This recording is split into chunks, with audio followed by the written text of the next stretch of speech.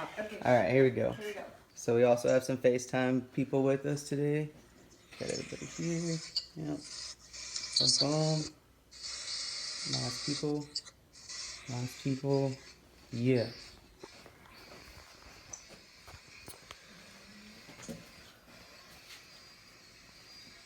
All right. Thank you.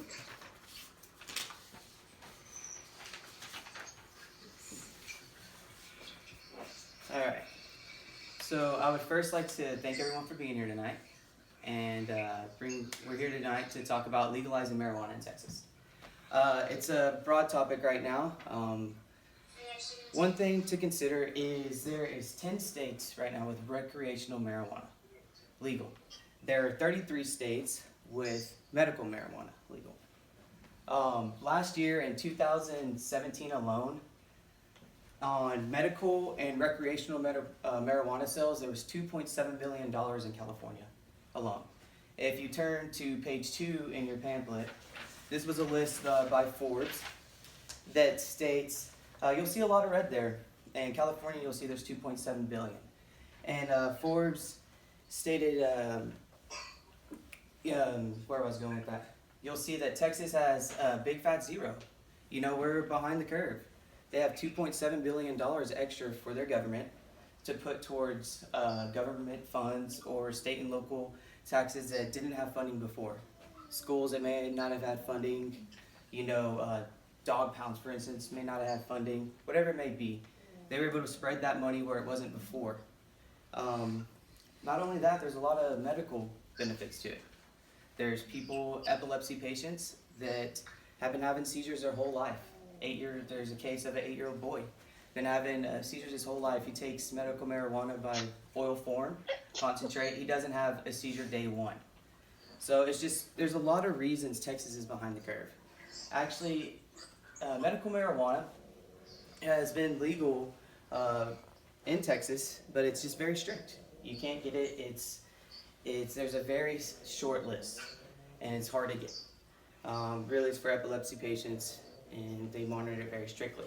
Really, it should be readily available, so we could reap the benefits, and not only the money we could see from it towards Texas, we could see other patients like California and patients in New York that are seeing benefits from the medical uses.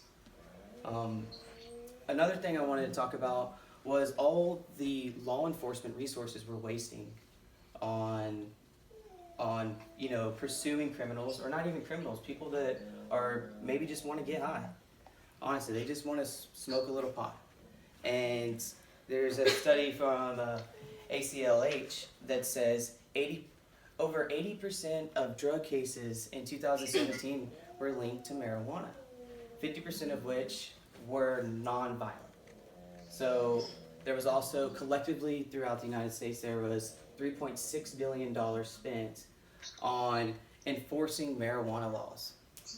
It's just a waste of money, it's just a waste of resources, and there's no reason we should be doing this.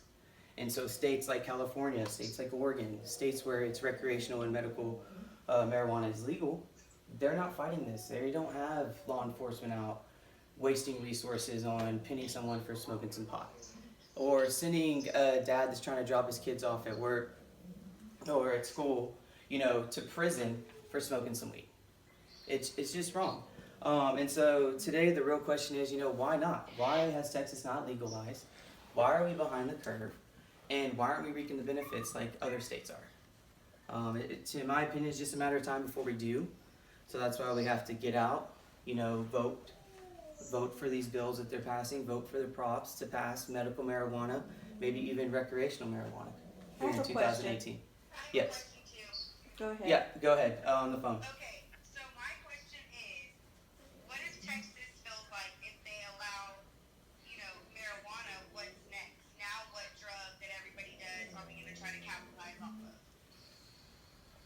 That's a good question.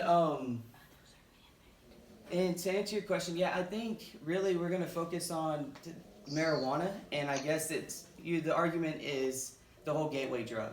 And I think that's a separate argument of marijuana being a gateway drug and what could be after that. So it's a great question, but I don't know. I don't know what that could open the gate for. But I think we would moving in the right direction comparative to having pharmaceuticals prescribed. You know, and I think we're seeing more deaths from that comparative to having medical marijuana for those things. So yeah, I don't know if we're gonna introduce, you know, more class or Schedule 1 drugs legally. So I don't know, honestly, where it's gonna go. Any other questions? I have a question. Do you think that making marijuana legal in Texas, not just the medical part, but the recreational, will cause the crime rate to go up? Or has there been studies that show that crime rates went up with states that did legalize? Great question. So no, actually, they haven't seen any increase in crime. I don't think they've necessarily linked a decrease in crime, but they haven't seen an increase. But they have seen a decrease in prescription drug overdoses. Nice, thank you. So because of the medical marijuana, there hasn't been a decrease in prescription drug overdoses. So that's just one way. Another way it could benefit Texas. What about the byproducts? The byproducts. Like producing hemp papers, clothing. Isn't there other perks to legalizing marijuana? Yeah, exactly. So just like the Declaration of Independence is made from hemp. You know, our forefathers were using it a long time ago. So why are we now prohibiting it? So yeah, that's a good question. And yes, there are a lot of uses for it. We could use it to make sunscreen. It's in sunscreen. We could use it to make paper. Lotion. There's a lot of different uses. I saw a video of them using it to build houses somehow. But we're cutting it close, so that's it for tonight. And I just want to thank y'all for coming. And I would like to finish on a quote from Bob Marley. He says that herb is the healing of a nation, and alcohol is the destruction. Thank you. Thank you. All right. Thanks, everyone. I hung up on her.